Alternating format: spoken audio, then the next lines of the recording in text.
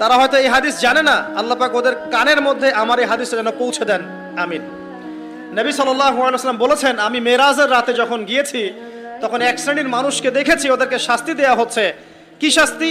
জাহান্নামীদের রক্ত এবং পুজ ওদেরকে খেতে দেয়া হচ্ছে।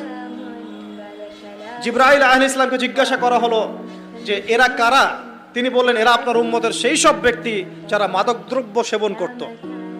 আল্লাহ রাব্বুল আলামিন তার হাবিবের মাধ্যমে জানিয়েছেন, যখন কোনো মুসলিম মাদক সেবন করে বা কোনো ব্যক্তি মাদক সেবন করে তখন 40 দিন তার নামাজ কবুল হয় না।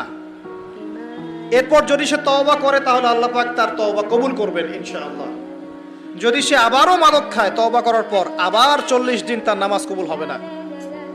যদি সে আবার তওবা করে আল্লাহ পাক আবার তাকে মাফ করে দিবেন। যদি সে আবারও মাদক খায় আবার 40 দিন তার নামাজ কবুল হবে না।